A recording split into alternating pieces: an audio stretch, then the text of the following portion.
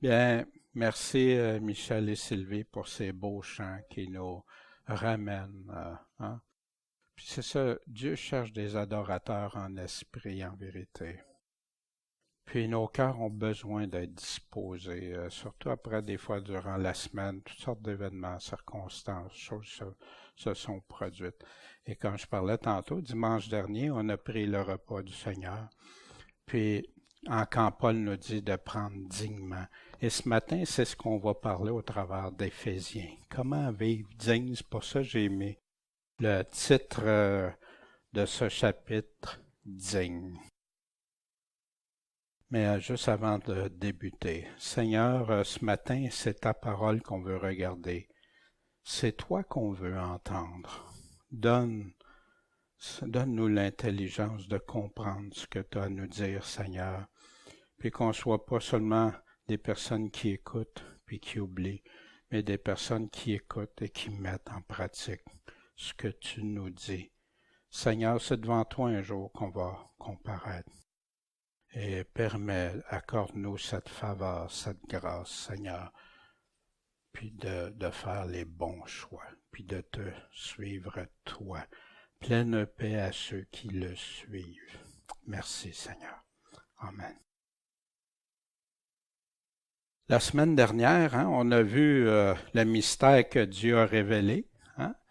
C'est quoi? Juif et gentil. Paul avait continué. Il avait commencé dans le chapitre précédent.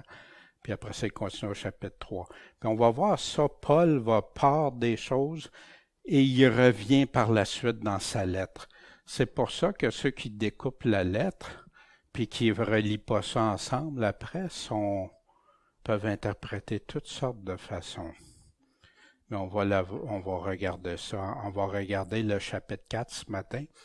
Puis à la fin, comme je fais habituellement à la fin de chaque lettre, on fait une synthèse, un portrait. C'est là qu'on fait des liens ensemble et qu'on voit, voici le portrait de cette lettre-là. Voici une lettre découpée. Ça peut être très dangereux. Et c'est ça qu'autrefois, les pasteurs d'autrefois disaient en dehors du contexte. Il y en a qui interprètent en dehors du contexte. Mais c'était ça, ils sortaient ça de la lettre. Les impacts de cette faveur, de cette grâce, qu'est-ce que ça a? Puis connaître l'amour immense de Dieu. La hauteur, la profondeur, la largeur. Je ne sais pas si vous êtes arrêté à réfléchir à ça cette semaine. Le Seigneur a tellement aimé. Cette puissance, mais qui se trouve où? En lui, qui permettait à Paul même de subir les pires choses. Être en lui. Et ça, c'est un des thèmes récurrents de la lettre. Paul revient constamment, Jésus-Christ, Christ en lui, avec lui, par lui. Infiniment plus qu'on peut demander ou penser. Mais pour faire ma volonté ou pour faire sa volonté? Pour obtenir ses bénédictions, ses promesses? Oui. Mais avec les conditions qu'il y met. On a vu aussi qu'il y a des conditions pourvu que si, etc. C'est rempli dans l'Évangile.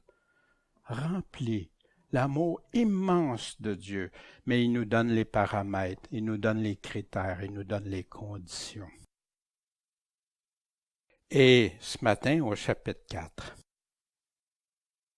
donc je vous exhorte, moi le prisonnier du Seigneur. Exhorter, il y en a qui pensent que c'est souhaiter ou non, exhorte-les. Quand Paul dit ça, même à Timothée, c'est fort, c'est un mot fort. Encourager, mais dire les vraies choses par la vérité. Vous conduire d'une manière.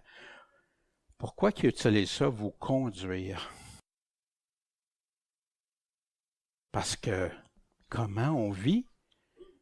De quelle manière que tu dois vivre si tu es chrétien? D'une manière digne. Mais qu'est-ce que ça veut dire, une manière digne? Ben, Paul va continuer tout le reste de la lettre à nous le dire. Ce matin, on va avoir une partie. Mais ça ne se découpe pas tous ensemble. Mais nous, à cause du temps et tout ça, je dois aller. Mais on va y revenir dans la synthèse. De la vocation, de l'appel qui vous a été adressé, en toute humilité et douceur. En passant, il y en a beaucoup qui aiment la fausse humilité, tu sais. J'ai vu ça souvent, tu sais, on se rend... Non, il veut humble.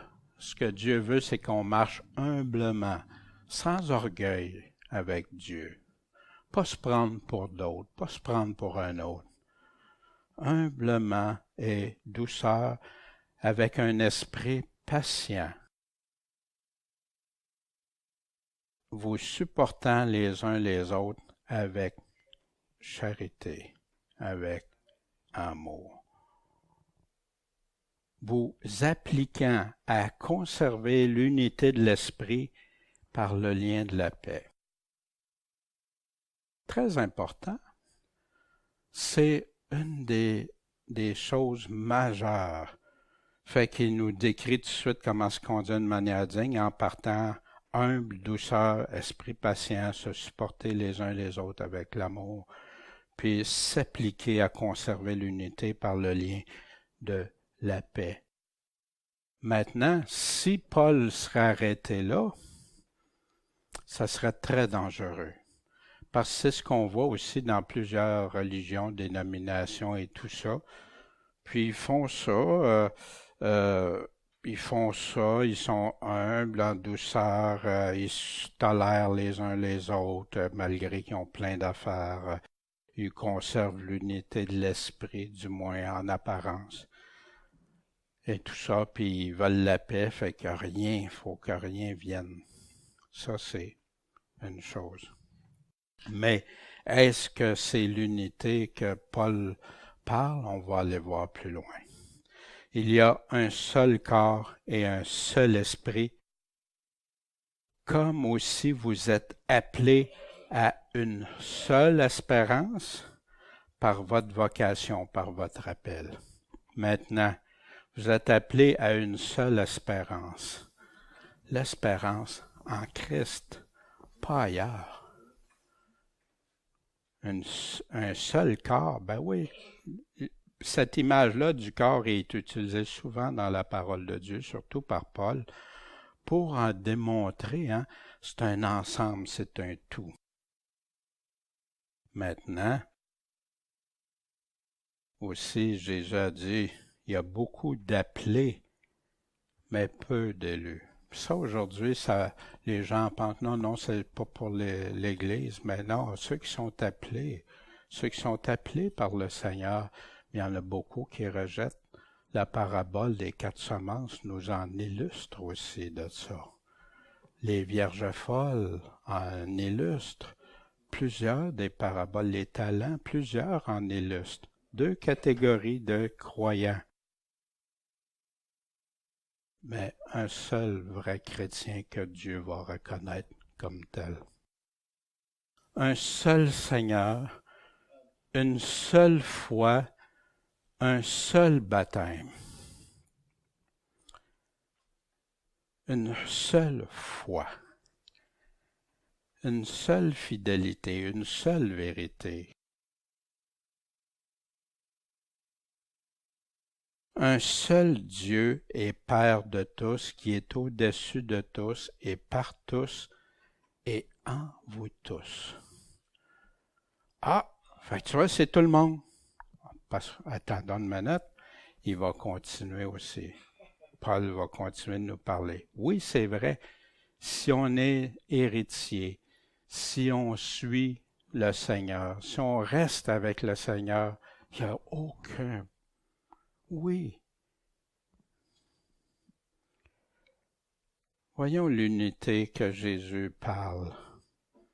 Qu'est-ce que c'est véritablement l'unité, mais selon Jésus? Un seul Seigneur, une seule foi, un seul esprit. Sanctifie-les par ta vérité. Qu'est-ce qui est la vérité? Ta parole est la vérité.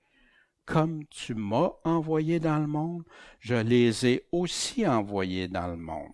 Le Père envoie Jésus, Jésus envoie ses apôtres. Et je me sanctifie moi-même pour eux, afin qu'ils soient sanctifiés comment? Par la vérité, mis à part, vivre saint, être à part, vivre par la vérité. Je ne prie pas seulement pour eux, pas juste pour mes apôtres que j'ai choisis, mais aussi pour qui? Pour ceux qui croiront en moi. On va s'arrêter. Qu'est-ce que ça veut dire croire en moi? Vous avez entendu des politiciens, croyez en moi. Faites-moi confiance. Suivez-moi. Adhérez à moi. Hein, on a toutes des réactions par rapport à ça. Mais Jésus, lui, il dit, je suis le chemin, la vérité et la vie.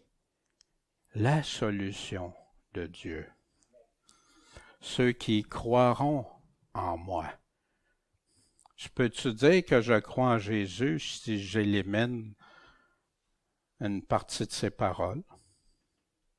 Est-ce que c'est encore croire en lui si je choisis au travers de ses paroles? Si je crois en Jésus, je vais me fier totalement, entièrement, une confiance, une foi, une fidélité totale. Puis ils vont croire en moi par leur parole. Qu'est-ce qu'ils voulaient dire, leur parole aussi? Ce qu'on a, nous, décrit maintenant.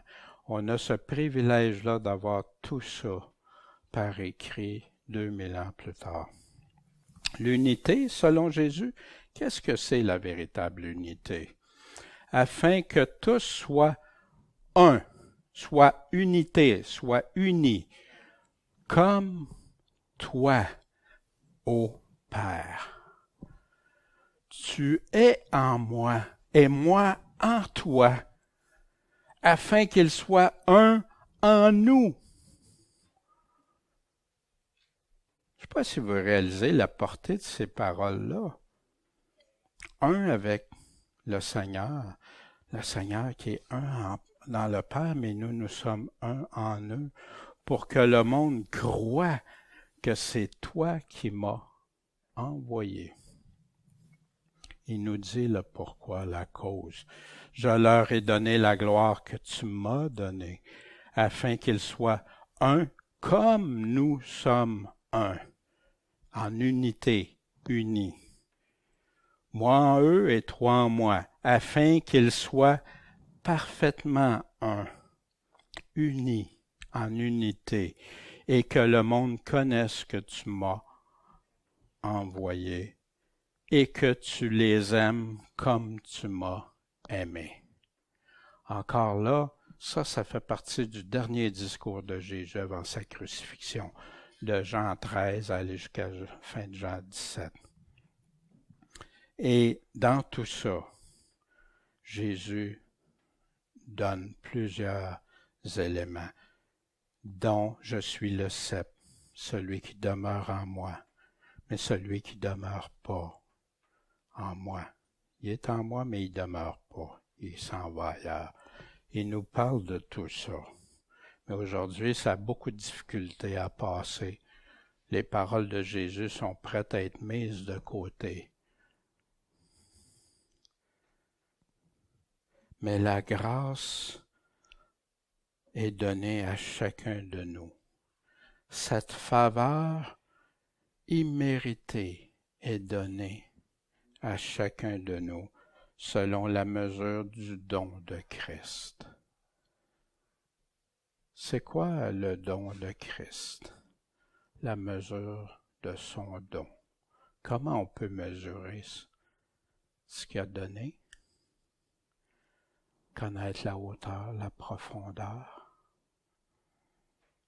C'est pourquoi il est dit, étant monté en haut, il a amené captive une multitude de captifs, puis a distribué des dons aux hommes. Le Seigneur est venu pour délivrer. Pour délivrer les captifs, on retrouve ça. Captifs de quoi? Souvenez-vous, les trois ennemis que Paul a parlé en commençant Éphésiens? Souvenez-vous de ces trois ennemis-là. C'est quoi? Le moi, ma chair, le monde et le Satan, le malin.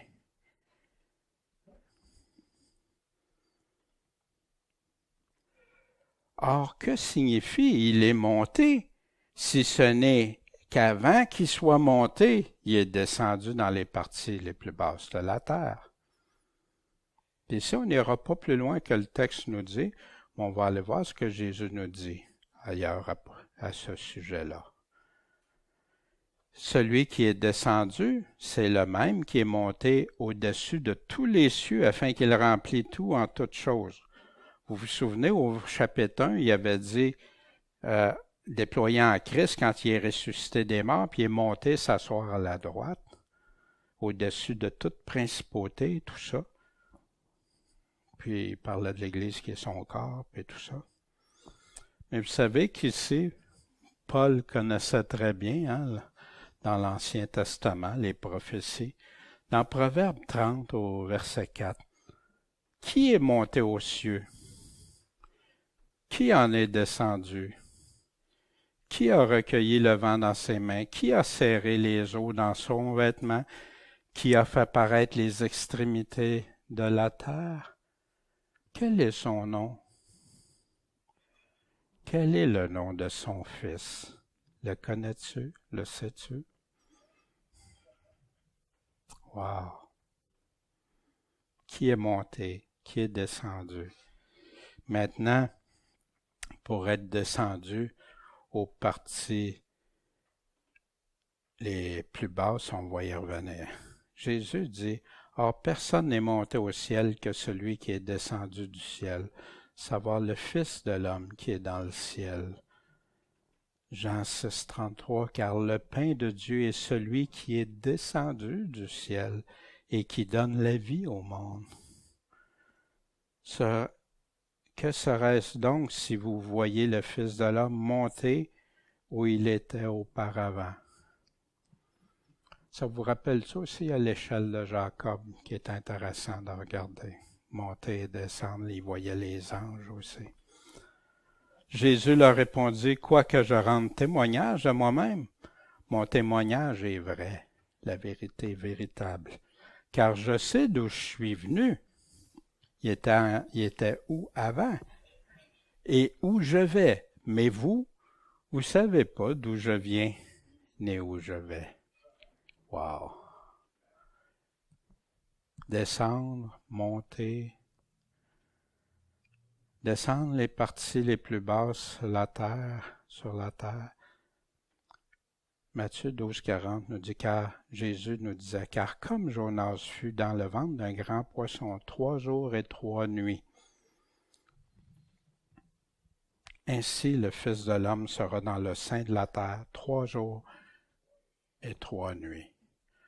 Les parties basses de la terre, le ciel extrêmement haut, la terre extrêmement bas par rapport à l'homme. Voyez-vous la différence? Et ici, on se souvient, d'ailleurs, Raymond avait attiré mon attention parce que j'avais un sérieux problème 3 jours, 3 nuits, puis c'était du vendredi au dimanche. Hein. Non, c'est vraiment 3 jours et 3 nuits quand tu comprends qu'il y a 2 sabbats, le sabbat de Pâques, la fête des pains sans levain, et le sabbat du vendredi, puis que les journées ne marchent, le soir, les journées étaient séparées en 2 périodes de jour, de nuit. Et ça change. La compréhension de Jésus n'aurait jamais dit une erreur ou encore pire, le faire paraître menteur. Mais pourquoi ça survient, ça? Parce que les gens font une étude superficielle de la parole de Dieu, ne vont pas valider, vérifier. C'est aussi lui qui a établi les uns apôtres. En passant, beaucoup se prétendent apôtres. Mais l'apôtre, c'est l'appui, une colonne que Jésus a choisie lui-même. Puis Paul aussi a été choisi par Jésus-Christ. Moi, je trouve ça très dangereux, quelqu'un qui se prétend apôtre ou qui veut donner le titre d'apôtre à quelqu'un. C'est le fondement, l'appui. Si je vous dirais, je suis un apôtre. Wow! OK, c'est où tu prends ça? Les autres prophètes, encore là, beaucoup se servent de ça, d'être pour les prophètes. Je suis prophète ou c'est un prophète. Mais regardez aussi prophète. Tous les prophètes dénonçaient, répétaient sensiblement les mêmes choses. Le péché, dénonçait le péché, le fait d'offenser Dieu, la gravité, etc. et tout ça. Et certes, et annonçait le jugement à venir. Ils prophétisaient le jugement à venir. Et certains ont été choisis par Dieu pour nous donner des révélations qui sont écrites. C'est pour ça que Pierre nous dit, vous faites bien de rester attachés aux prophètes, aux écrits des prophètes. Il ne nous dit pas de rester attachés à... Non. Puis qu'il va y avoir beaucoup de faux prophètes. Puis on est dans une période très vulnérable. Il y en a eu des faux prophètes, Pierre le dit, on va le voir. Mais soyons prudents avec ça. Puis si je dis, je prophétise dans le sens que je vous dis qu'est-ce qui s'en vient, c'est prophétiser. Le jugement à venir, le retour de Christ, ce qui s'en vient pour l'éternité, tout ça, c'est prophétiser. Mais il faut que ce soit selon ce que Dieu a dit, pas selon ce que moi je dis ou je pense. Les autres évangélistes, les autres pasteurs et docteurs. Pasteurs et docteurs vont ensemble. Il y en a qui croient que c'est séparé, mais non.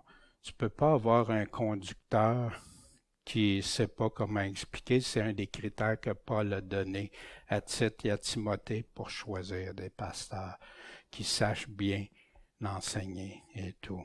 Ça fait qu'ici, des évangélistes, oui, comme Paul le disait aussi comme évangéliste, il parlait à Timothée. Puis il dit, fais l'œuvre d'un bon évangéliste, mais il disait, enseigne, fais les prédications, dis la vérité et toutes ces choses-là.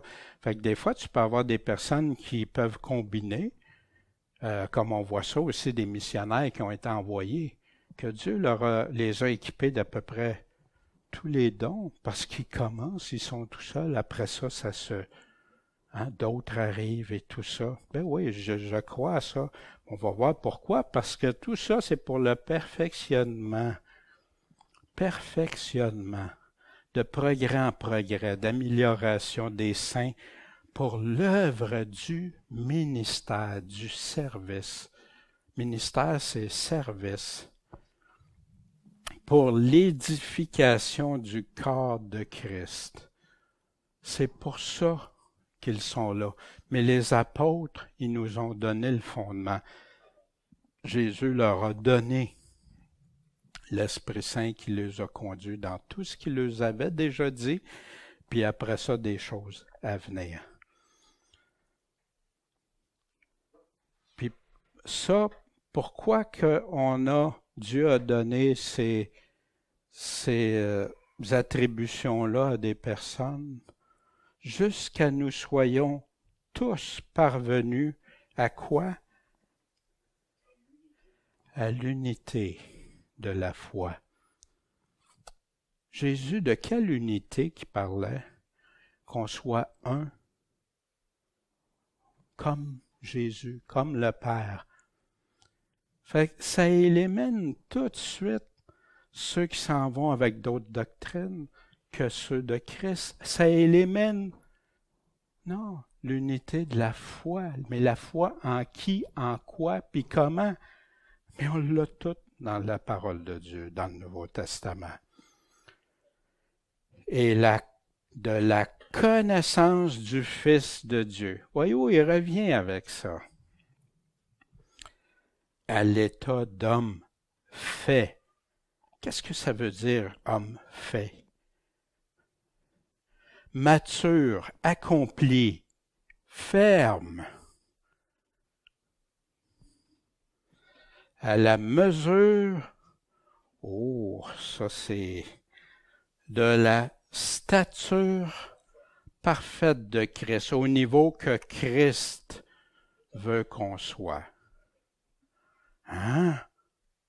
Ouais. C'est impossible, je vais toujours être comme ci, comme ça. Mais non, Jésus il est venu nous libérer, puis on va voir Paul ce qu'il en dit de ça, ceux qui se justifient de toujours rester dans les mêmes choses. Puis pourquoi le but? Pour qu'on ne soit plus des petits-enfants.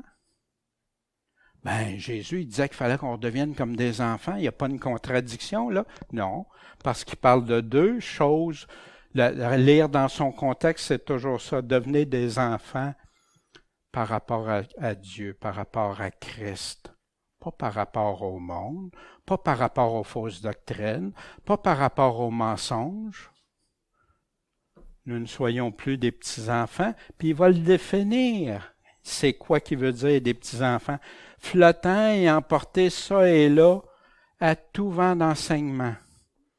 J'écoute un, ah oui, lui il dit ça. J'écoute un autre, ah non, lui il dit ça. Ah, l'autre il amène une doctrine, hein? Wow, c'est merveilleux, je l'avais jamais entendu. Mais ils vérifient pas, ou ils vont prendre des petits bouts de versets, puis oui, c'est ça.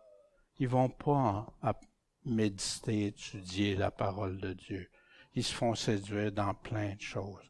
Il y en a qui vont rajouter, qui vont rentrer des choses dans... Et pourquoi que l'Église est en si mauvais état?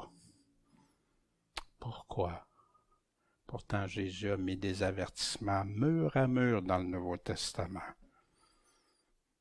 Moi, quand j'ai réalisé ça, j'ai dit « Wow, Seigneur! » Moi, on m'avait dit que tout était réglé parce que j'ai cru que tu étais mort et ressuscité, puis que je t'ai sauvé, puis que maintenant tout était comme correct. Mais quand je fais attention aux paroles de Jésus, aux paroles de Paul, non. Il dit ça, c'est le fondement, c'est une base, mais pour bâtir sur ça, en vérité, selon ces critères. Puis, comment qu'on peut être emmené à tout vent de doctrine? Par la tromperie des hommes. Tromperie des hommes. Puis comment ils font ça? Par leur adresse à séduire artificieusement. Considérons deux choses ici. Il nous parle de l'unité de la foi, puis ici il nous parle de ceux qui nous détournent de la foi. Voyez-vous? Mais comment artificieusement qu'ils peuvent séduire et amener à tout vent de doctrine? Bien, on a une réponse ici à l'état d'homme fait, puis à la mesure de la stature parfaite de Christ. La mesure parfaite de Christ, est-ce que c'est de continuer à vivre dans le péché? Est-ce que c'est continuer à croire tout ce qu'on nous dit? Voyez-vous? Il y a plein de gens naïfs et c'est pour ça que le Nouveau Testament met en garde. Fait que là, il y en a dit, ils croient tout. Non, ils croient tout ce que Dieu dit. Pas tout ce que les hommes disent parce qu'ils contrediraient tous ces autres écrits, Paul.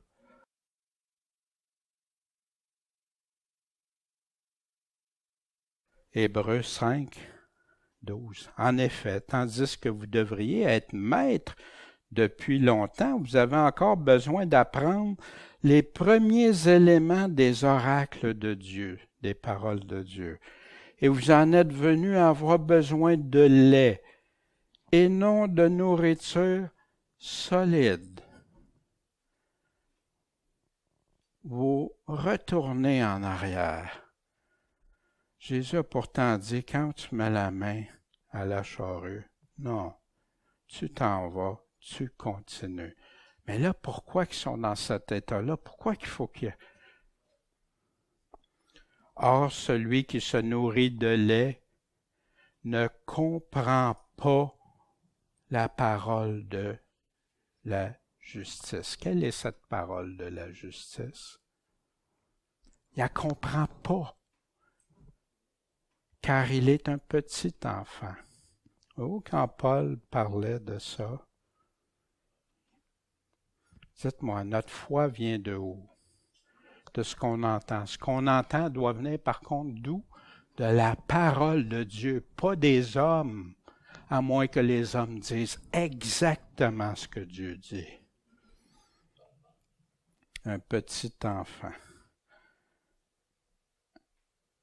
Pierre 2:2, désirer avec ardeur. Qu'est-ce que c'est désirer avec ardeur? Avez-vous déjà eu des passions? Quelque chose qui fait que ça vous attire plus, que ça devient tellement fort en vous que tout le reste on peut mettre le reste de côté. Même la crainte de Dieu. Mais ici, c'est le contraire. Il nous dit désirer avec ardeur, comme des enfants nouvellement nés. Le lait spirituel est pur afin que vous croissiez par son moyen. C'est quoi le lait spirituel et pur? La parole de Dieu. Fait que là, ouais, mais lui, il parle de le lait, puis là, c'est deux choses, deux exemples différents qu'il donne. Fait que ceux qui ne comprennent pas la parole, hein, c'est mélangeant. Non, va voir de quoi qu'est-ce qu'il est en train de dire. Reste dans son contexte. Et là, il n'y a pas de mystère, il n'y a pas de contradiction.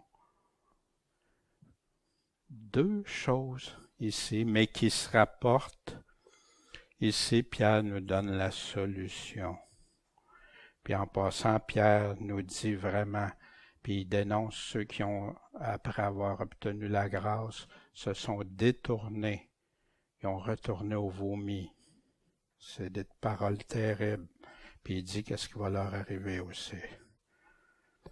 Mais ça passe pas parce qu'il y a des doctrines qui enseignent contraire à ce que les apôtres puis que Jésus lui-même dit. Moi, c'est les paroles de Dieu que je vais comparaître, pas ce que les hommes m'ont dit ou m'ont fait croire. Et pour moi, maintenant, des choses trompeuses qui m'ont séduit à devenir tiède, qui font que la chrétienté moderne est de plus en plus tiède, qu'ils vivent selon le monde, qu'ils vivent, parce qu'ils n'ont plus cette crainte de Dieu, à suivre Dieu. Dieu veut-tu qu'on le craigne pour être tremblant, puis tout ça, puis plus rien faire? Non, au contraire, parce que c'est sérieux, puis c'est pour notre bien, parce qu'un jour, on aura à comparaître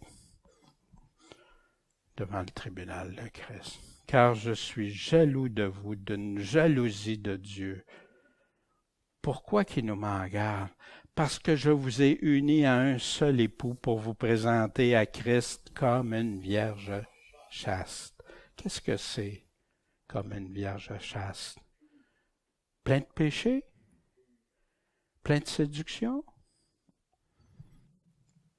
Mais je crains que comme le serpent a séduit Ève par sa ruse, Dieu a-tu vraiment dit? Regarde comme il faut ces paroles. Vos pensées ne se corrompent. Hein, je ne veux pas avoir des pensées corrompues. Il y en a même, quand j'ai parlé qu'il y a des chrétiens pour avoir des pensées corrompues, je les scandalisais. Hein, c'est impossible. Mais Paul a dû se tromper. Paul, à qui parlait? Mais c'est pas moi, je reprends des paroles. Voyez-vous? Mais les gens sont rendus tellement sur un nuage rose qu'ils ne veulent plus voir ces choses-là. Ils sont prêts à contredire ce que Paul dit. Moi qui me contredis, c'est pas important. Mais qui en viennent à contredire Paul, inspiré de l'Esprit Saint, ils ne réalisent pas qu'ils rejettent Dieu, qu'ils méprisent les paroles de Dieu quand ils agissent comme ça. Vos pensées ne se corrompent aussi. Comment? En se détournant de la simplicité qui est en Christ. Oui, suivre Christ, c'est en simplicité. Croire en lui, avoir foi en lui, le suivre, faire tous mes efforts, comme Pierre dit, pour être avec lui, pour lui plaire, lui être agréable. Parce que s'il venait quelqu'un qui vous prêchait quoi? Un autre Jésus. Est-ce que c'est la même foi, l'unité dans la foi, ça? Que celui que nous, les apôtres ont prêché? Ou un autre esprit que celui que vous avez reçu? Vous l'avez, l'esprit, puis là, ça vous prend encore l'esprit. Wow, vous l'avez déjà, là. Il y a une confusion à quelque part, hein? Que celui que vous avez reçu, ou un autre évangile que celui que vous avez embrassé. Vous l'aviez, ça. Mais là, vous êtes en train de vous en aller. Puis Paul, qu'est-ce qu'il dit quand il y a un autre évangile? Il en parle très clairement aux Galates. Que si quelqu'un vous prêche un autre évangile que celui que vous avez entendu, reçu, qu'il soit anathème. Fait que c'est pour ça qu'on doit rester attaché à l'évangile du Nouveau Testament. Pas ajouter, modifier ses paroles, dire la même chose. Puis Paul continue avec ceux qui marchent avec un autre Seigneur, foi, esprit. Avec un autre Seigneur? Ben oui, Jésus, quand il répond à ceux qui ont dit, ah, est-ce qu'on n'a pas prêché en ton nom, fait des miracles, même en ton nom, est-ce qu'on n'a pas fait? Je vous connais pas. C'est pas le... Pourtant, Seigneur, Seigneur, Jésus nous sauve, Jésus nous bénit. C'est pas le même, tout simplement. Mais les gens en réussissent à accepter un autre Jésus, un Jésus bonasse, de miséricorde, ça c'est correct, mais pas de justice. De séparer ses paroles de ce qu'il a dit au complet. Car de tels hommes sont quoi? Des faux apôtres, des ouvriers trompeurs. Quelqu'un qui veut nous tromper, ça va-tu paraître? Hein? Ben, s'il me trompe, c'est parce que il a réussi à faire ce qu'il voulait. Mais si je suis en garde, comment se prémunir? C'est pour ça qu'il nous disait comment se prémunir. C'est pas étonnant. Pourquoi? Parce que Satan lui-même se déguise en ange de lumière. Wow, ça a tellement l'air de Dieu, c'est impossible, ça ne vienne pas de Dieu. Il n'est donc pas surprenant que ces ministres se déguisent aussi. En quoi? En ministre de justice, en pasteur, en prophète, en toutes sortes de choses, en apôtre même, en tout. Mais leur fin sera selon leurs œuvres. Tu ne te moques pas de Dieu. Puis surtout Jésus qui a dénoncé tant tout le peuple, ceux du peuple juif, les conducteurs qui conduisaient les gens ailleurs que juste les paroles de Dieu. Mais que professant quoi? La vérité dans la charité, nous croissions en toutes choses. Si tu restes dans la vérité et dans l'amour, tu vas grandir. Mais si ce n'est pas dans la vérité, on va y revenir. Nous croissons en toutes choses dans celui qui est le chef Christ, que Paul nous avait parlé dans les chapitres. Sanctifie-les par ta vérité. Ta parole est la vérité. Fait que professant quoi? Ta parole, professant la vérité. De qui tout le corps, bien coordonné et étroitement uni, par le concours de toutes les jointures, tire son accroissement, selon la force. D'où elle vient cette force-là? En Jésus, que Paul nous avait parlé, assignée à chaque membre. Fait que chacun des membres a une force, mais en autant qu'il reste dans la vérité, qu'il professe la vérité, puis qui continue à grandir dans cette vérité, dans cet amour-là, afin qu'il soit édifié lui-même dans la charité. Dites-moi, est-ce qu'on peut être uni si c'est pas dans la vérité? Voyez-vous, on peut être uni dans l'erreur, mais c'est pas en Christ. Est-ce qu'on peut dire que Christ a des mensonges? Est-ce que Christ a des faussetés? Voyez-vous la différence? Les trois piliers, hein, vous vous souvenez? L'amour, l'unité, la vérité. Si j'enlève un de ces pattes-là, il y en a deux qui sont plus grands, puis l'autre, qu'est-ce qui arrive à mon trépied à trois pattes? Il chute. Si je veux juste proclamer la vérité, mais je n'ai pas d'amour, je peux chuter. Si je suis tout en unité, puis je néglige les deux autres, c'est pas ça que Dieu demande. Je suis dans une position très dangereuse. Voyez-vous, ça va ensemble. C'est ensemble. Puis rien ne peut s'enlever.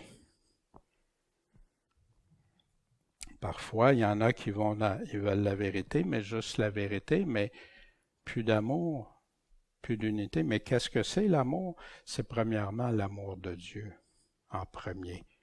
Puis après ça, les autres. Puis aimer les autres, ça veut-tu dire de tolérer quand on a autre chose que la vérité de Dieu? On doit tenter de les convaincre, faire tout ce qu'on peut, mais s'ils ne veulent pas, qu'est-ce qu'on peut y faire? Voyez-vous?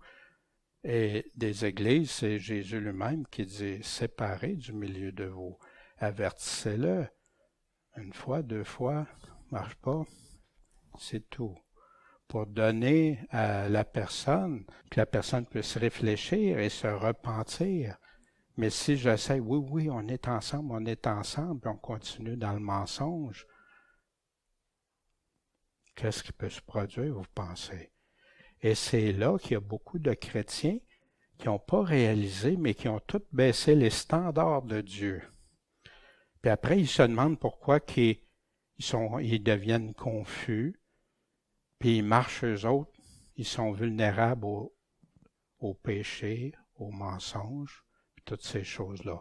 Ils ont mis de côté ce que Dieu disait. Au détriment, pour être en amour, comme moi j'ai des personnes que j'aime beaucoup, mais ils choisissent de ne pas suivre Christ. De ne pas suivre ce qu'il dit. Puis ils disent aimer le Seigneur, mais ils ne suivent pas. Ils font contraire à ce qui est écrit. Ça fait de la peine. Je les déteste pour ça? Aucunement. Je les aime. Mais ça m'attriste profondément. Je prie pour eux, pour elles. Mais si je m'en vais me tenir avec eux, je désobéis à ce que Dieu m'a dit. Puis on a vu, quand être unis, quand être séparés, il y a autant de passages qui parlent les uns des autres. Mais c'est qui va décider? Mon cœur, mon amour, qui va déplacer l'amour de Dieu pour mettre l'amour du prochain au-dessus de celui de l'amour de Dieu? Donc, voici ce que je dis et que j'atteste de la part du Seigneur. Savez-vous que c'est des paroles très fortes, ça? Ça veut dire, voici ce que j'atteste de la part du Seigneur. Le sceau est là, c'est ça qui dit le Seigneur. Le commandement du Seigneur. C'est une option? C'est une suggestion? Ne vous conduisez plus comme le reste des gentils qui suivent la vanité de leur esprit. Qu'est-ce que ça veut dire?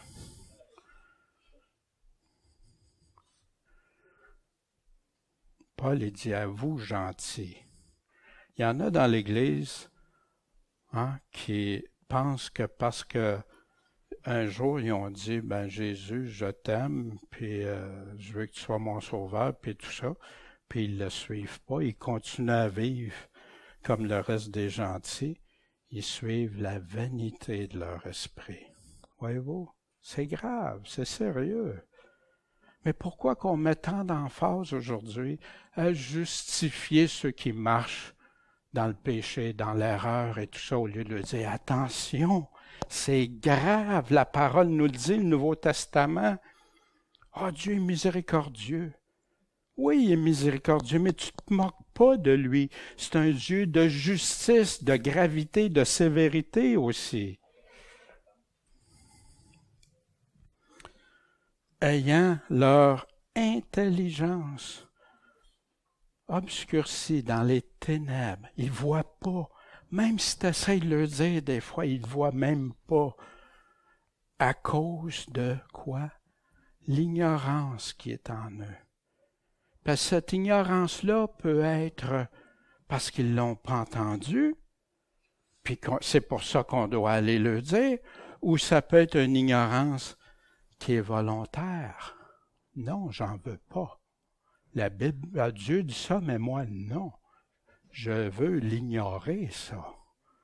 Il y a des chrétiens qui pensent qu'ils ont peur de lire leur Bible parce qu'ils ont peur qu'ils lisent quelque chose qui va contraire à ce qu'ils veulent faire. Mes paroles vous jugeront.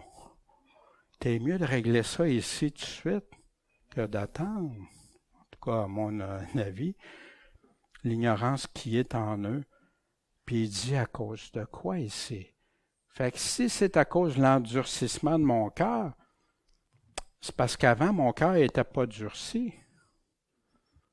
Maintenant, il est rendu endurci. Voyez-vous la différence? C'est un commandement du Seigneur de ne pas se conduire. Paul ici dénonce ceux qui affirment qu'on peut être chrétien puis vivre dans le péché. Ça va complètement à l'inverse de ce que Paul est en train de nous dire ici.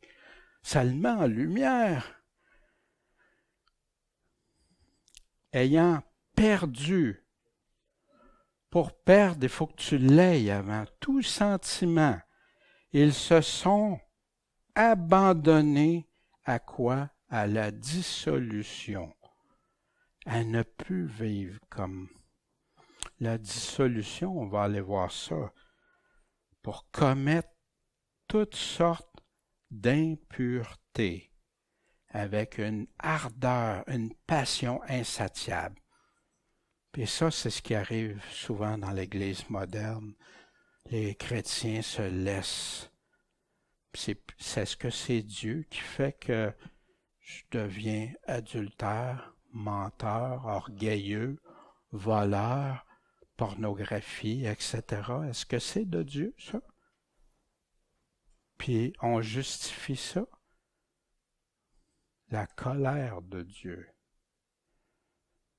La dissolution pour commettre toutes sortes d'impuretés. Mais j'atteste de la part du Seigneur, ne vous conduisez plus. Est-ce que c'est une option, une suggestion?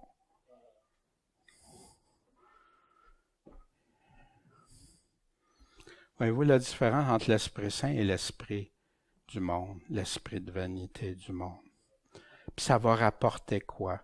Moi, je me souviens quand j'ai eu des chutes, puis j'ai chuté, puis tout ça, puis là, à un moment donné, j'ai réalisé, wow! Que je suis stupide pour quelques instants de tout balancer Dieu.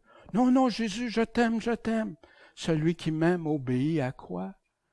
À mes commandements, à ma parole. Mais vous, ce n'est pas ainsi que vous avez appris à connaître Christ. Comment as-tu entendu l'Évangile? Comment as-tu été évangélisé? Que Dieu te pardonnait puis que tout était beau pour le reste? Que tu pêches pas? Comment vous avez appris à connaître Christ? Comment as-tu été évangélisé? Qui as-tu écouté? Jésus, ses paroles, Paul, les autres? T'as-tu choisi juste des bouts de phrases, des bouts de paroles? T'es-tu dépouillé de ce qui offense Dieu? La repentance? Puis la repentance, c'est pas juste une fois, c'est changer de vie, homme nouveau. Peux-tu continuer selon l'évangile de Paul, de Jésus? Peux-tu continuer à vivre dans le péché? Au moins, si, condition, vous l'avez premièrement écouté, et si, selon la vérité qui est en Jésus, tous ceux qui veulent vivre pieusement en Jésus-Christ vont être persécutés. La vérité, c'est selon la piété. Pas vrai que le péché est toléré, puis tout ça. C'est pas vrai, ça. Vous ne trouverez pas ça nulle part dans les évangiles. Mais on nous le fait comprendre ou savoir sous toute forme artificieuse à venir découper des bouts de versets. Non. Moi, je ne crois plus à un évangile dilué qui fait des chrétiens tièdes. Je suis riche maintenant, j'ai besoin de rien. Non.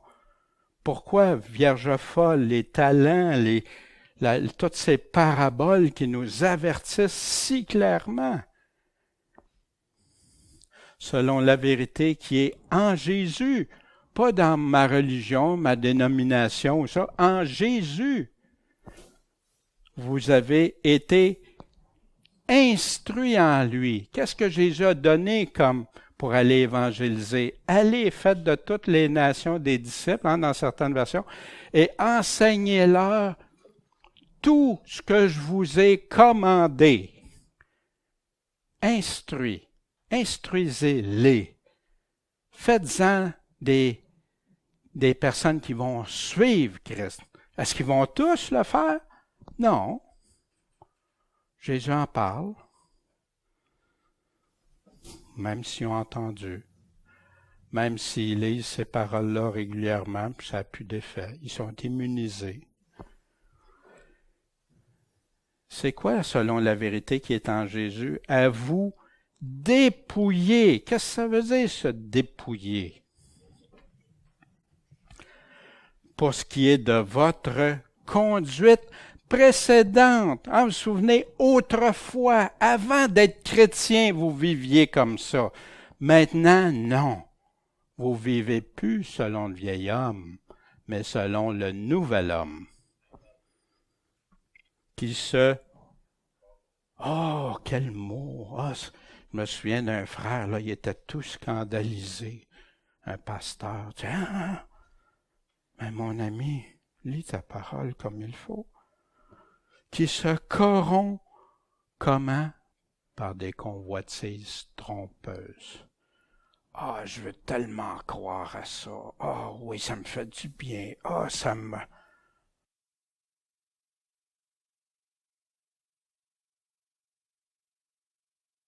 Romains 6.6, un livre qui est souvent découpé en morceaux, puis tout, mais je veux juste attirer votre attention ici, puis Paul le répète de différentes manières. Paul se répète, mais on va aller chercher juste des versets des fois. Mais sachant que notre vieil homme a été crucifié avec lui. C'est fini, ça. Puis si ça vient à revenir, libère-toi de ça, confesse-le, ça presse. Si on a péché, confessons-le. C'est pas vrai que ça fait rien, ça. Afin que le corps du péché soit... Ici, es-tu encore vivant? Et que nous ne soyons plus esclaves, asservis à quoi? Au péché. Voyez-vous? Si je me dis chrétien, est-ce que je dois être esclave du péché?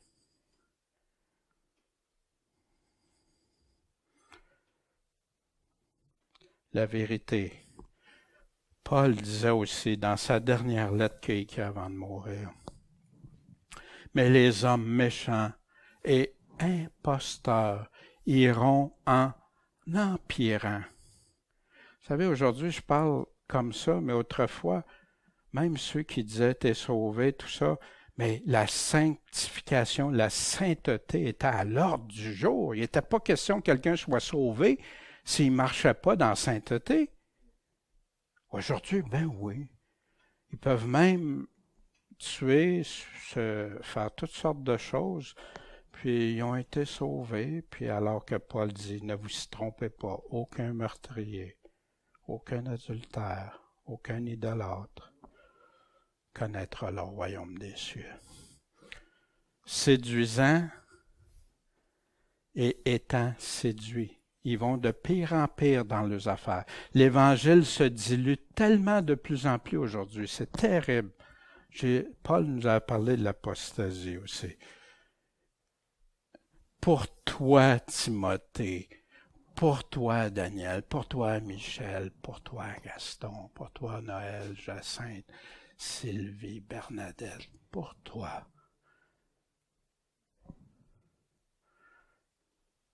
Reste dans les choses que tu as apprises.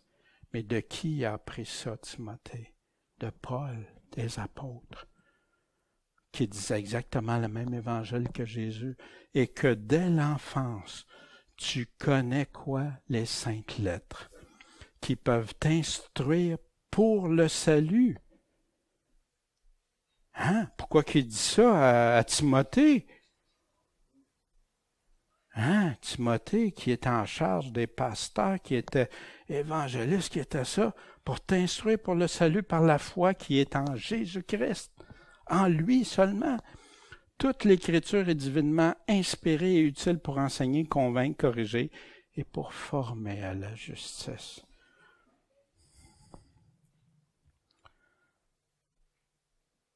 Paul va un peu plus loin et il dit à Timothée, 2 Timothée 4:2, prêche, quoi?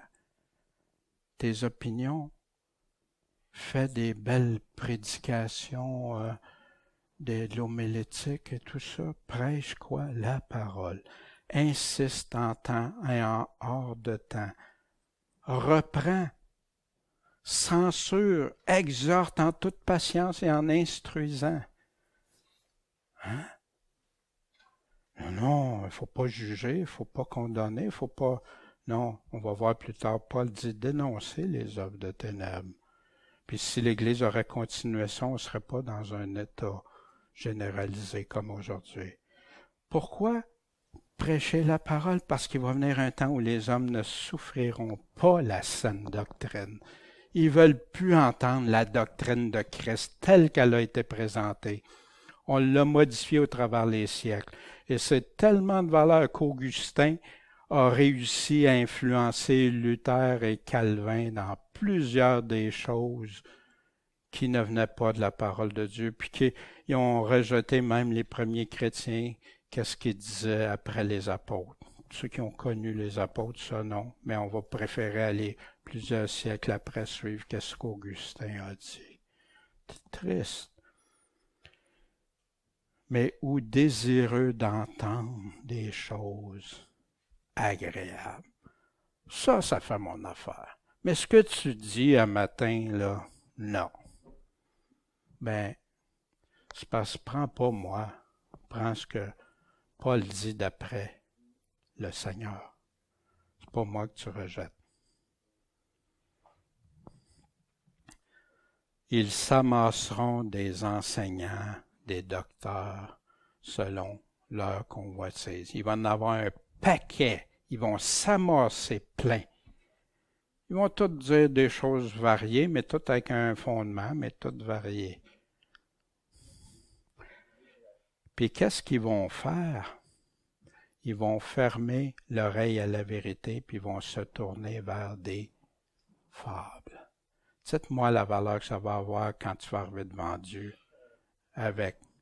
Puis que Dieu, je vais dire à Dieu, oui, j'ai fermé l'oreille à la vérité. Oui, j'avais raison. Oui, je pouvais vivre comme je voulais. Oui, je pouvais changer la doctrine. Oui, je pouvais changer telle affaire. Oui, moi, c'est ça, ma passion. Voyez-vous? Ça marche-tu? Pensez-vous? Ils vont fermer l'oreille à la vérité. Ils vont se tourner vers des fables. Que vaut une fable pour ton salut? En quoi tu mets ta confiance, ta foi? La vérité, Proverbe 30. Toute parole de Dieu est prouvée, testée, validée. Il est un bouclier pour ceux qui cherchent en lui. Le mot en lui, ça revient souvent. Un refuge. Moi, mon refuge, c'est pas mes idées, mes pensées, la théologie que j'ai appris, puis les ministères, puis les affaires. Non. C'est en toi, Dieu, que je veux trouver mon refuge. Puis quand je me fais attaquer ou quand je me fais dire plein d'affaires ou qu'il arrive quoi que ce soit, mon refuge, mon bouclier, c'est toi. Puis c'est toi que je veux garder. C'est toi que je veux qui tranche dans ma vie. N'ajoute rien. Qu'est-ce que ça veut dire? Rien à ces paroles. Pourquoi? De peur qu'ils te reprennent. Ah, pas les autres. Souvent, les autres, oui, ça fait l'affaire. Des fois, ils vont te reprendre parce que non, ça ne va pas avec leur théologie ou leur théorie. En autant que ça fasse avec ce que Dieu dit. Et que tu ne sois trouvé menteur. Savez-vous quand Paul dit qu'il n'y a aucun menteur, que Jésus dit la même chose dans l'Apocalypse? Puis cette partie-là, une prière que j'ai faite, puis que je continue, je te demande deux choses. Ne me les refuse pas, s'il te plaît, Seigneur. Refuse-moi pas ça avant que je meure. Éloigne de moi quoi? La fausseté et la parole mensongère. En passant des paroles mensongères, ils ont plein de vérité dedans souvent. Mais juste une petite partie. Quoi Dieu aurait-il vraiment dit? Ne me donne ni pauvreté, ni richesse. Accorde-moi le pain qui m'est nécessaire. Wow! Pour moi, je crois que ça a tellement... Je me souviens la première fois que j'ai lu ça, mon cœur, c'est « Ah, Seigneur, c'est ce que je désire. » Puis il a réalisé plein de choses, je le comprends aujourd'hui. Des fois, j'ai été dans des voies d'erreur. Pourquoi? Pour après ça, pouvoir comparer, regarder. Puis là, après, dire, « Wow, Seigneur, les hommes m'ont dit ça, mais toi, t'as dit quoi? » Puis maintenant, c'est toi que je vais croire. Mon âme s'est attachée à toi. Hein? Mais pourquoi? Pour te suivre. Hein? Quand on dit « personne ne les ravira de ma main », mais mes brebis, ils font quoi? Ils écoutent ma voix, ma parole, et me suivent. Celui qui veut me suivre, qui porte sa croix, chaque jour, il n'a pas dit une fois, chaque jour, que si je ne suis pas prêt à perdre ma vie pour lui, je ne suis pas digne de son royaume. Ça veut dire quoi?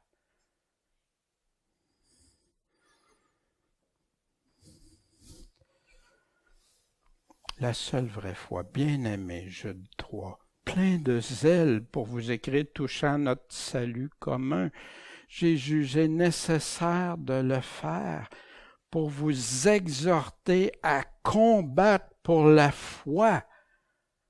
Restez, est mieux de rien dire, passif. Combattre pour la foi qui a été donnée une fois aux saints.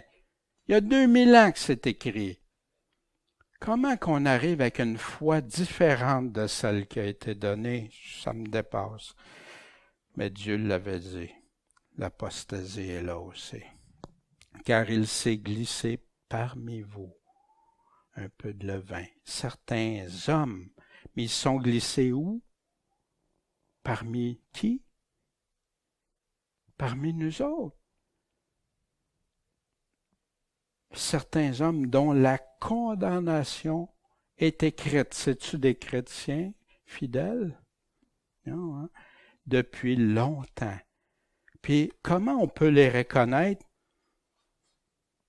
Le critère de Jude, inspiré de l'Esprit, est très, très clair. des impies. Qu'est-ce que ça veut dire des impies? Des gens qui ne vivent pas dans la piété, tout simplement. Simple. Puis qu'est-ce qu'ils font? Ils changent la grâce de notre Dieu en dissolution. Maintenant que tu as la grâce, tu vis. Voyez-vous? Mais c'est qui vise? De qui il parle? C'est quoi les critères pour les reconnaître?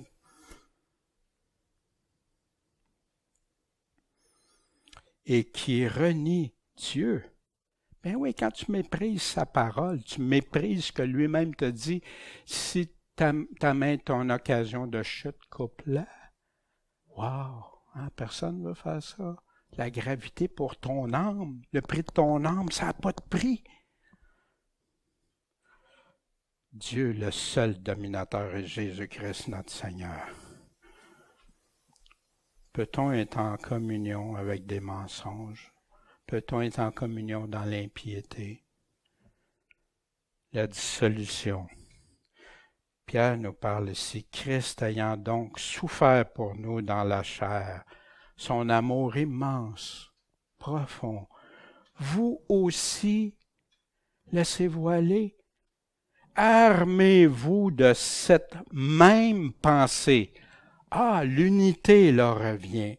Cette même pensée que celui qui a souffert dans la chair continue de pécher. Moi, j'entends ça. Ah, je suis toujours pécheur. Mais le Seigneur dit que si tu demeures pécheur, tu ne peux pas être sauvé. Je ne comprends pas. On peut chuter. Mais repens-toi, puis confesse-le, puis ça presse. Ah, cessez de pécher, afin de ne plus vivre selon la convoitise des hommes, mais selon quoi? La volonté de Dieu. Je peux tricher, je peux mentir, je peux faire de nouvel âge, je peux faire n'importe quoi. Pas grave. Non. Non. Pendant le temps qu'il lui reste à vivre dans la chair. Il nous suffit d'avoir accompli dans le temps de notre vie actuelle, passée, autrefois, la volonté des gentils en marchant, comment? Dans les impudicités, les convoitises, l'ivrognerie, les excès du manger et du boire, les idolâtries criminelles. Wow!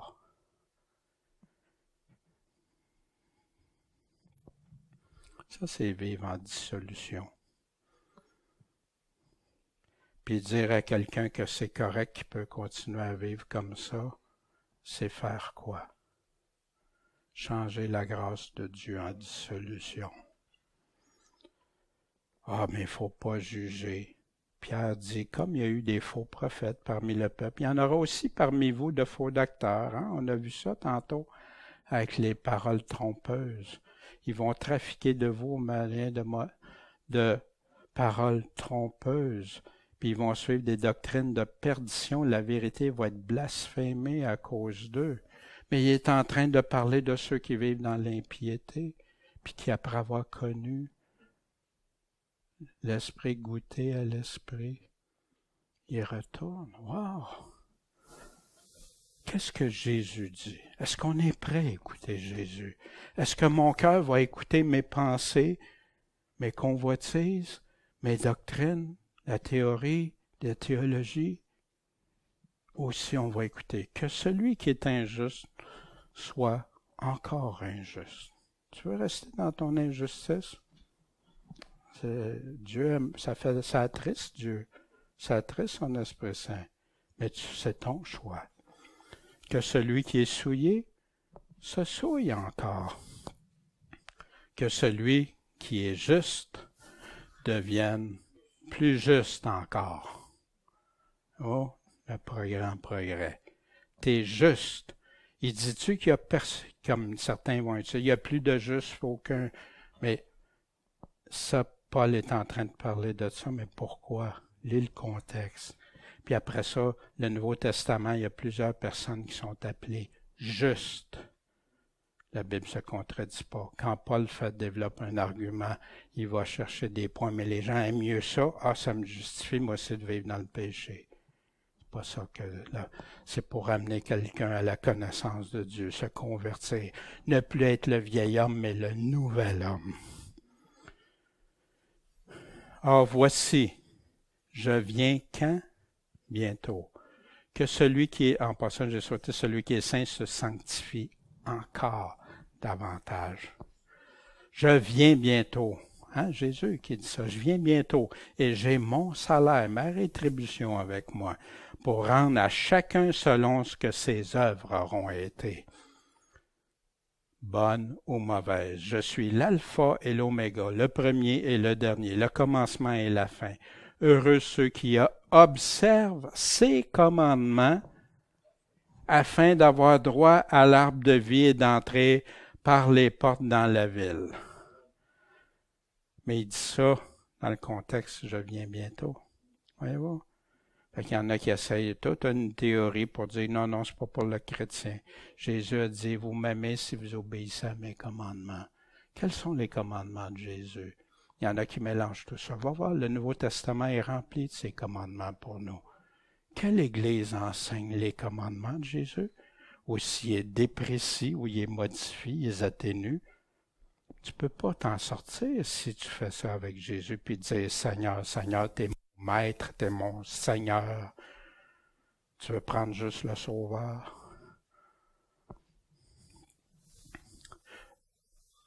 Heureux ceux qui observent ces commandements.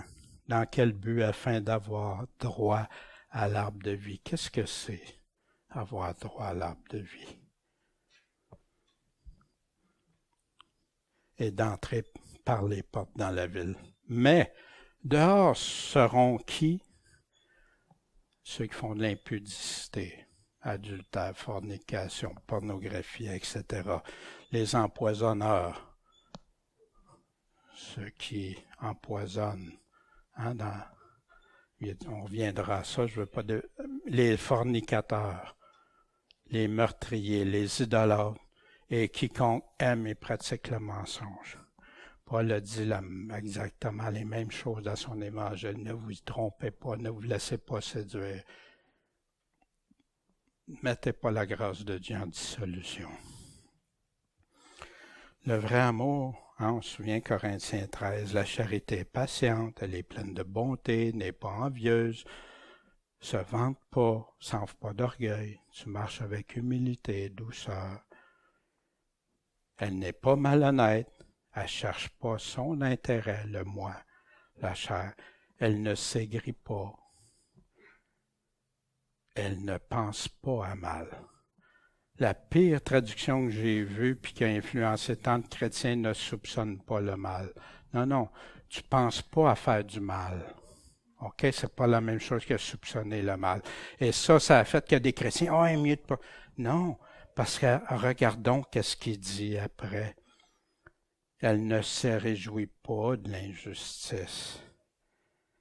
Mais, fait que si tu soupçonnes pas de mal nulle part, comment tu pourras pas te réjouir de l'injustice? Ça marche pas. C'est pas soupçonner, c'est pas penser à faire le mal. C'est ça. Mais elle se réjouit de quoi? La vérité. Fait que ça fait partie de l'amour, ça. Aujourd'hui, la vérité, la doctrine, c'est plus important.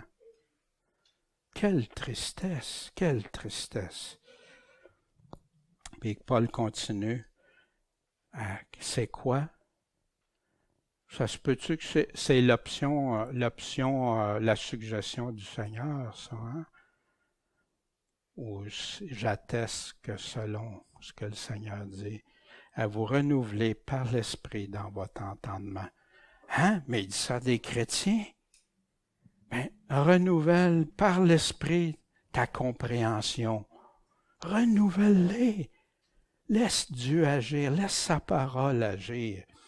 Et à vous revêtir du nouvel homme. C'est quoi le nouvel homme? Il est créé à l'image de Dieu.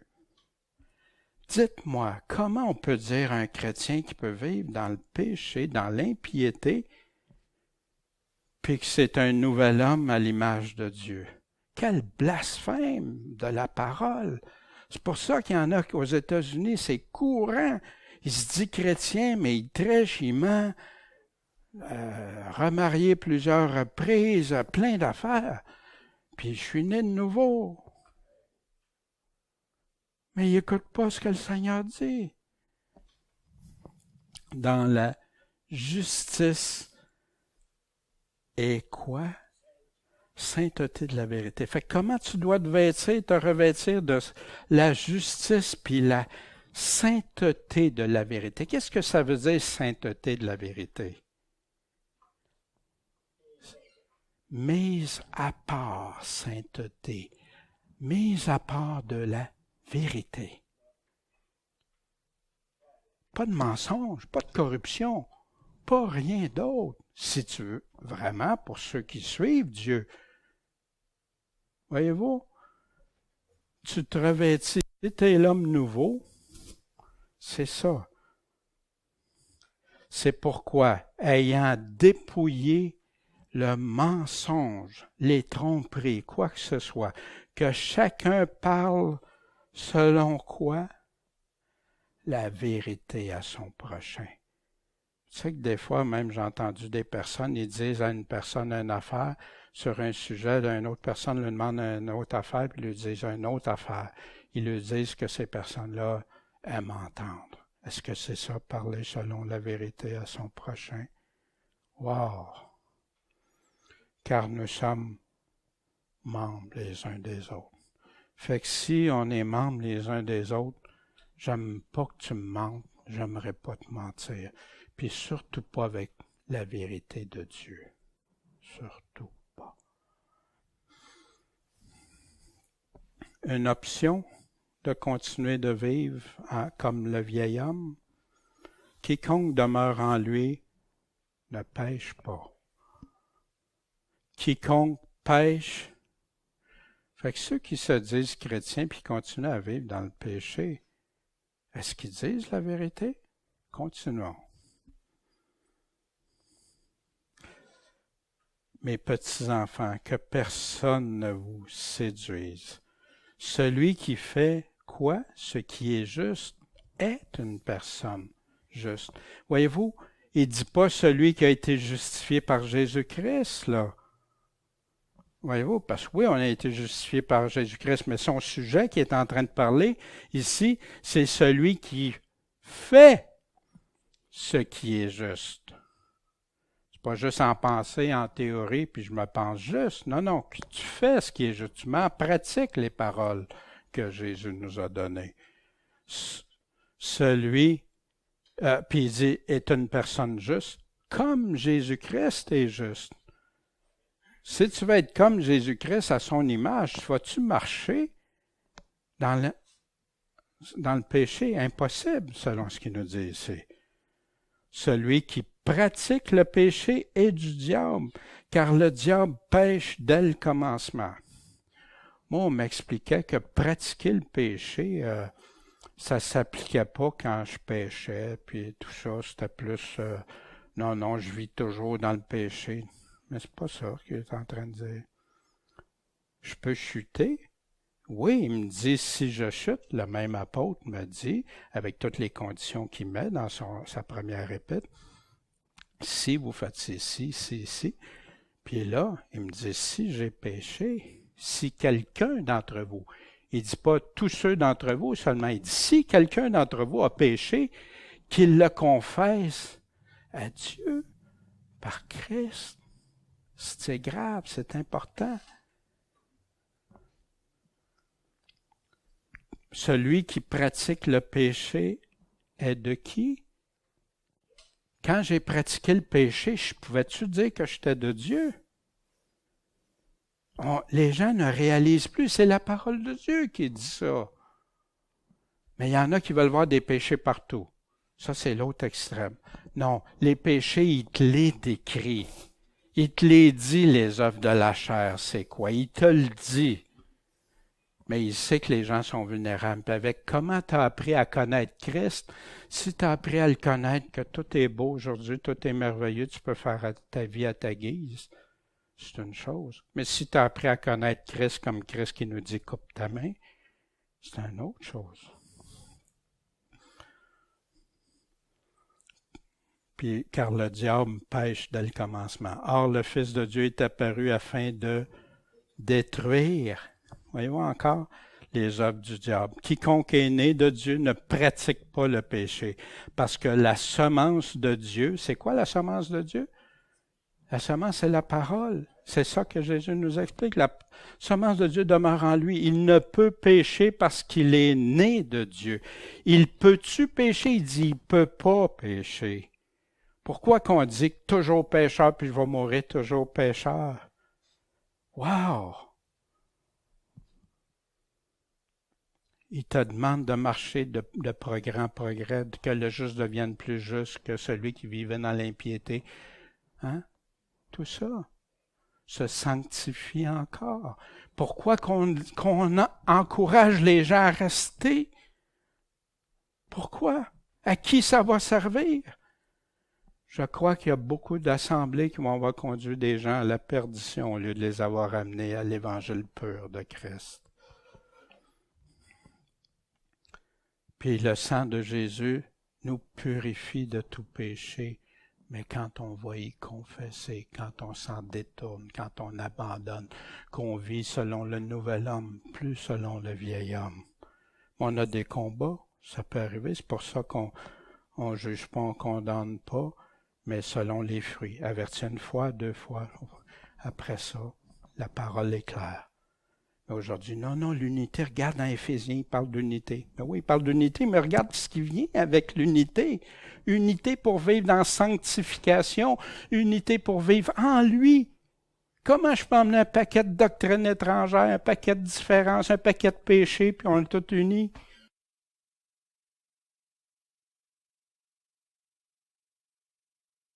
Quiconque est né de Dieu ne pratique pas le péché, car la semence de Dieu demeure en lui. Il ne peut pécher parce qu'il est né de Dieu. La nouvelle naissance t'enlève ça. Puis ça ne veut pas dire que tu ne chuteras pas, comme on a dit, mais quand tu chutes, c'est grave, puis ça presse de régler ça. Et c'est à cela que l'on reconnaît les enfants de Dieu, les enfants du diable. L'apôtre Jean ici me dit, comment savoir si quelqu'un qui me dit qu'il est chrétien est vraiment chrétien? Mais ça se peut qu'il soit en cheminement, ça se peut qu'il soit en train de chercher quoi?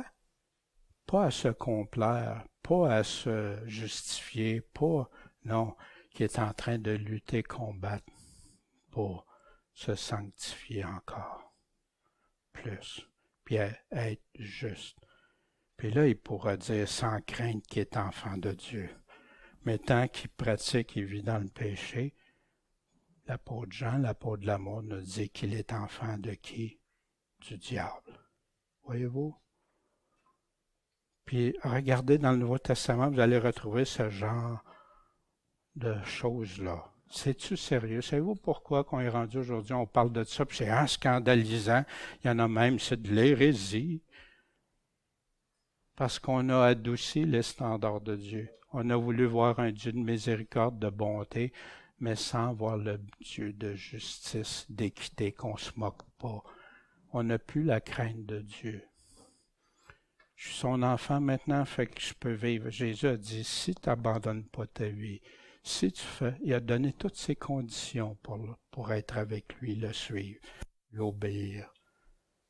Mais pourquoi tant s'acharne à vouloir défaire ce que Jésus lui-même a donné en prenant quelques versets? C'est Jésus qui a payé pour moi. Tout chrétien, c'est impossible d'atteindre le Père sans passer par Jésus-Christ. Impossible. Mais après ça, il te dit, vis selon le nouvel homme. Hébreux 3,11 dans le Nouveau Testament. Aussi j'ai juré dans ma colère qu'ils n'entreront pas dans mon repos. Frères, prenez garde que quelqu'un de qui de vous. Il parle à qui ici? Aux Hébreux, l'Église. Un cœur mauvais et incrédule. Fait que ça se peut-tu qu'on ait ça parmi une assemblée? Il m'en garde. Et se détournant du Dieu vivant. Plus tard, il va nous dire c'est terrible de tomber entre les mains du Dieu vivant. Se détourne. Fait que pour se détourner, il faut que tu sois avec lui et que tu choisisses à un moment donné de te détourner. Mais exhortez-vous. Faites pas ça, mais exhortez-vous les uns les autres à votre conversion. Chaque jour, pendant qu'il est dit, aujourd'hui, de peur que quelqu'un de vous ne s'endurcisse par la séduction du péché. Savez-vous ça? On utilisait ça pour évangéliser les non-chrétiens. Mais à qui ça s'adresse vraiment?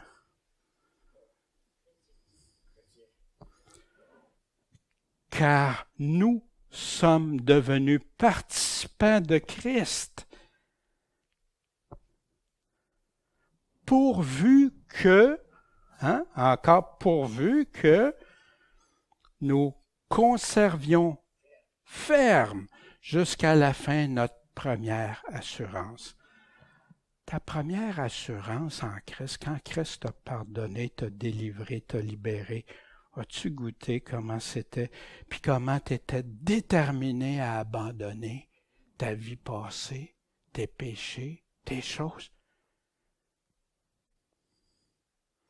Vous savez qu'aujourd'hui, on apprend aux gens à connaître Christ, mais pas le vrai Christ, pas le Jésus complet, une partie. Mais quand c'est pas l'être total, ceux qui croiront en moi.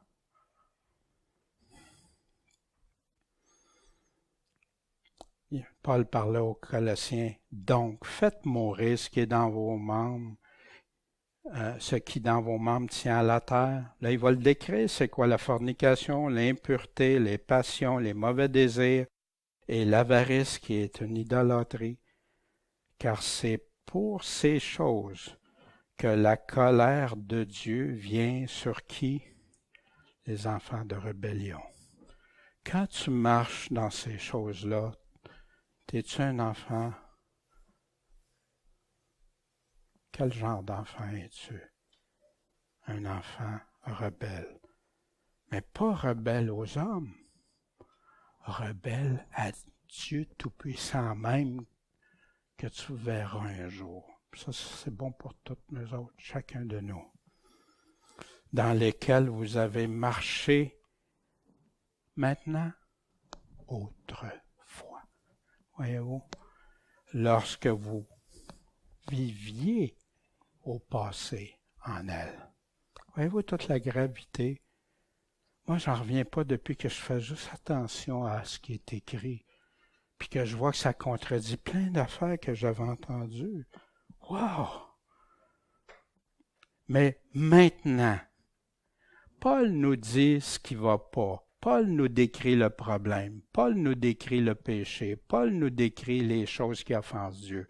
Mais Paul nous donne toujours la solution aussi. Mais maintenant, vous aussi, acceptez ces choses. Renoncer. Qu'est-ce que ça veut dire, renoncer? À tout. La colère, l'animosité, la méchanceté, la médisance, aux paroles déshonnêtes. Qu'est-ce que ça veut dire, les paroles déshonnêtes? Afin qu'ils ne sortent pas de votre bouche. Ne mentez pas les uns aux autres, ayant dépouillé le vieil homme avec quoi? Ses œuvres. Voyez-vous? C'est Paul qui parle, l'apôtre des gentils, celui qui prêche l'évangile de Christ, qui parle au nom de Christ. Il n'y a pas dit différemment. Les gens veulent voir juste le salut. Ils ne veulent plus voir ce qui vient avec le salut. C'est triste. ayant revêtu le nouvel homme qui est renouvelé dans la connaissance à l'image de qui? On peut-tu traîner Christ dans la boue avec nos vêtements? On peut-tu faire des choses qui lui déplaisent, qui lui sont abominables? Voyez-vous? Paul est en train de dire la même chose aux Colossiens qu'il avait dit aux Éphésiens. Si vous remarquez dans ses lettres, il répète souvent les mêmes choses. Pour ça que les passages parallèles sont importants quand il parle des mêmes sujets. Si vous vous mettez en colère, ne péchez pas. Que le soleil ne se couche pas sur votre colère. Se mettre en colère, oui, ça arrive, ça peut arriver. Maintenant, si je me mets en colère, je dois réfléchir pourquoi. Puis la colère n'accomplit pas la justice de Dieu. Je dois me souvenir de ça. Mais c'est du péché automatiquement parce que je me suis mis en colère. Quand on voit de l'injustice, on écoute les nouvelles, il y a des affaires affreuses. Ça serait illogique de dire non, non, tout est beau, hein? Tout est parfait. Non, ça met Dieu en colère. Jésus s'est mis en colère. Cette valeur qui a enlevé quiconque se met en colère sans cause, qui a enlevé le sans cause. Parce que non, il y a des choses. Mais couche-toi pas sur ta colère. Règle ça. Digère ça, regarde ce que tu peux faire pour être en accord avec Dieu, ce que Dieu te dit. Puis il y a des affaires qu'on ne peut rien changer. Quand je vois, moi, des enfants abuser des affaires, puis ça arrive à des places, c'est fait, je trouve ça tellement terrible. Des adultes conscients de ce qu'ils font, terrible. Ne donnez pas accès au diable. Tu y rouvres la porte. C'est ça que tu es en train de faire. Puis il y a plusieurs façons. Et on va revenir avec le diable parce que Paul va nous en reparler dans le dernier chapitre. Que celui qui dérobait ne dérobe plus, mais qu'il travaille plutôt de ses mains à quelque chose de bon, pour qu'il y ait de quoi donner à celui qui est dans le besoin. Aimez-vous les uns les autres, aidez-vous. Romains 12, 9, que la charité soit sans hypocrisie. Il y en a qui ont double cœur. Oui, devant les autres, puis tout ça, puis c'est pas tout à fait ça. Il y en a qui vont utiliser plein de cachotteries, plein d'affaires par en dessous, du magouillage. Hein? Ça aussi, ça va bien scandaliser. Qu'est-ce que c'est du magouillage? On fait des affaires par en dessous sans le dire, tu sais, puis on fait des choses, puis ça arrive à quoi? Non, nous, en tant que frères, on est transparents. Si on n'a pas la transparence entre nous, là, comment on peut dire qu'on est un ensemble? Ça ne veut pas dire de tout dire. Des fois, il y a des choses que quelqu'un va nous confier qui demeurent. La personne nous demande la confidentialité, puis ça, c'est très important. OK? Puis aussi, il y a des choses, mais de jouer à cachette avec des affaires de Dieu, wow! C'est pas ça que les apôtres ont fait. Puis ils nous ont pas sans hypocrisie. Ayez le mal en horreur, puis attachez-vous un peu au bien fortement. Le mal en horreur. Haïr le mal, mais s'attacher fortement à ce qui est bien. Qu'il ne sorte de votre bouche aucune mauvaise parole. C'est quoi des mauvaises paroles? Il y en a qui vont dire, c'est blasphémé. Ça peut en faire partie. Mais ça peut être plein de choses. Mais que vos paroles soient propres à édifier utilement. Édifier, en passant, il y en a qui ont changé ça aussi. Maintenant, édifier quelqu'un, c'est pour l'estime de soi, puis qu'il y a une grande estime de soi, même si ça va, même si ces affaires qu'il fait, c'est tout croche. Non, t'es le meilleur, t'es le plus fin, t'es le plus beau. C'est correct, Dieu regarde, même si tu fais ça, c'est pas grave, Dieu comprend ça, puis tout ça. Voyez-vous, c'est pas ça, édifier. Édifier utilement, selon Dieu. Paul a toujours parlé d'édifier selon Dieu. Et qu'elle fasse du bien à ceux qui les entendent. Mais faire du bien, hein, tu m'as dit des affaires tantôt, ça me fait pas du bien. Non, sur le coup, ça peut te conduire à tristesse, Ça peut t'offenser, ça peut faire des choses, mais c'est quoi? C'est d'en venir à ce que ça produise du bien dans ta vie, mon frère, ma soeur. Pas aller à t'édifier, à rester comme t'es là. C'est pas édifier, ça, c'est pas bâtir, ça. Que celui qui est juste soit encore plus juste, que celui qui se sanctifie soit encore plus sanctifié. Et ne contristez pas, n'attristez pas le Saint-Esprit de Dieu par lequel vous avez été scellés pour le jour de la rédemption. Et ici, où on retrouve ce passage-là, ici, on le retrouve dans Ésaïe 63, 8, quand Dieu dit, « Oui, ils sont mon peuple, des enfants qui ne tromperont pas. » Il parle de son peuple. Il a été leur sauveur. Wow! Dans toute leur détresse, il a été en détresse. Quand Dieu voit qu'on est en détresse, lui aussi, il est sensible à ça. C'est précieux, la mort puis la vie de ceux qui l'aiment. Et l'ange de sa face les a délivrés. Lui-même, il les a rachetés dans son amour. Ça ressemble pas au Nouveau Testament, dans sa Nouvelle Alliance. Et dans sa miséricorde. Il les a soutenus. Il les a portés sans cesse au jour d'autrefois. Mais ils ont été rebelles, des enfants rebelles. Ils ont contristé son Esprit Saint et il est devenu quoi? Leur ennemi. Lui-même a combattu contre eux. Il y a des gens, non, c'est l'Ancien Testament. Ces choses-là ont été écrites pour des exemples pour nous. Et que toute amertume, toute animosité, toute colère, toute crierie, toute médisance soit tolérée, non, bannie du milieu de vous. Fait qu'on peut être en unité dans l'amertume, l'animosité, la colère, la crierie, médisance, ainsi que toute méchanceté. Mais soyez les uns les autres bons, miséricordieux, vous pardonnant les uns les autres, comme Dieu vous a aussi pardonné en Christ. Remarquez une chose ici. Miséricordieux, vous pardonnant les uns aux autres. Est-ce qu'il est en train de parler de pardonner ceux qui offensent Dieu? Il parle de entre nous. Si je t'offense, je te demande pardon, tu me pardonnes. Tu m'offenses, tu me demandes pardon, je te pardonne. Ce serait pas de problème. On va être pardonné comme on pardonne. Jésus était très clair sur ça. Mais ça veut-tu dire de passer par-dessus? Exemple que j'arrive, moi, puis je me mets à vous insulter, puis vous mépriser, puis tout ça, puis vous me parlez, je reviens la semaine d'après, puis je continue. Je ne demande pas pardon, je ne me repens pas. Ou j'emmène plein de mensonges, ou j'emmène... Est-ce que ça traite ça? Non.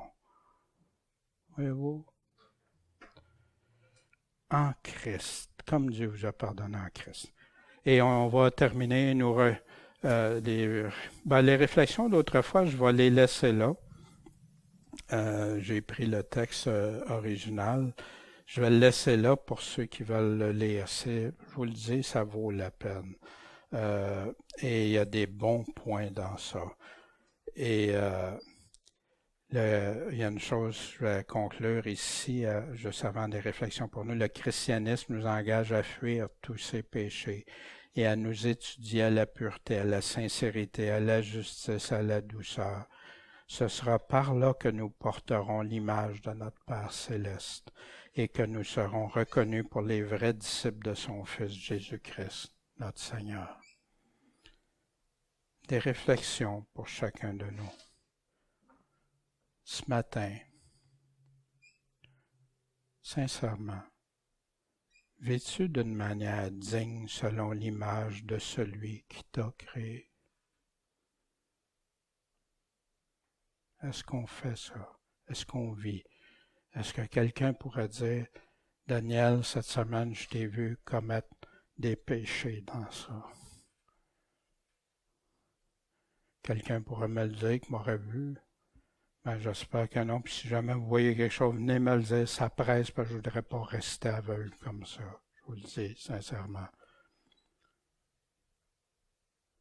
Mais devant Dieu, on ne peut rien cacher. Dieu le sait, son vit dignement à son image. Où est-ce qu'on trouve des passages qui justifient le chrétien de continuer à vivre selon le péché? Nulle part. Nulle part. Et si vous en trouvez de grâce, amenez-moi-le. Mais pas des bouts de phrases découpés puis montés en bricolage, non, avec la parole de Dieu, dans tout son contexte. Suis-je vraiment en lui selon ses critères, selon ce que Paul attestait que ça vient du Seigneur? Est-ce que je marche comme nouvel homme, nouvelle créature, ou ancien, comme autrefois? Il nous le dit. Il nous dit qu'est-ce qu'il y en est. Es-tu mature ou te fais-tu avoir par des doctrines qui ne proviennent pas du Seigneur? Moi, je me suis fait avoir au cours de ma vie. Puis je me suis rendu compte qu'à chaque fois que je me suis fait avoir, c'est parce que je n'avais pas regardé avec attention, attentivement les paroles mêmes de Jésus. Puis, ou que d'autres étaient venus, puis oui, c'est ça, puis que tu lui faisais confiance, puis ils t'ont entraîné. Puis après ça, le voile s'épaissit toujours de plus en plus. C'est pour ça que Jésus nous dit, ceux qui ont l'amour de la vérité. Ceux qui n'ont pas l'amour de la vérité vont être séduits par toutes sortes de moyens, toutes sortes de choses. Puis il y en a qui vont aimer la vérité tant qu'elle fait leur affaire. Puis dès que la vérité va dans le sens contraire de ce qu'ils voudraient ou ce qu'ils aimeraient, ils abandonnent. Puis-je être uni quand ça ne provient pas de Dieu, que ça modifie ses paroles, que ça ajoute, que ça enlève? C'est ça l'unité que la Bible nous parle. As-tu appris le même évangile que Jésus a confié à ses apôtres? C'est-tu les paroles mêmes de Christ et des apôtres? Ou s'il y en a qui ont injecté des mots, des idées ou des choses qui ne sont pas là, puis qui, même quand tu observes attentivement, viennent à contredire ce qui est écrit. Mais que tant que ton voile est là, tu ne peux pas parce que tu écoutes plus qu'on dit que Jésus lui-même et les apôtres eux-mêmes. Seigneur Tout-Puissant, ce matin, Paul nous réveille. Paul nous amène aux vraies choses, Seigneur, d'être unis en toi, comme toi dans le Père, comme à l'image de toi, Seigneur, de marcher dignement pour toi, d'être unis à marcher ensemble dans ce que toi tu déclares digne. En toi, premièrement, avec toi, par toi, puis de vivre dans la sanctification, Seigneur. C'est terrible. Il y en a qui font paraître que vouloir marcher dans la sanctification, c'est de te mépriser alors que toi-même tu le dis, Seigneur. C'est terrible qu'on en soit venu là. Seigneur, aide-nous à vivre. On sait que c'est de plus en plus ténébreux et on a besoin de toi. C'est toi l'eau vive, c'est toi l'eau qui nous donne la vie. Et c'est en toi qu'on veut se confier pleinement, totalement, et fais-nous marcher de progrès en progrès, tous ensemble, pour toi, avec toi, puis en toi, en ton saint nom, Maître, Seigneur et Sauveur, Jésus-Christ.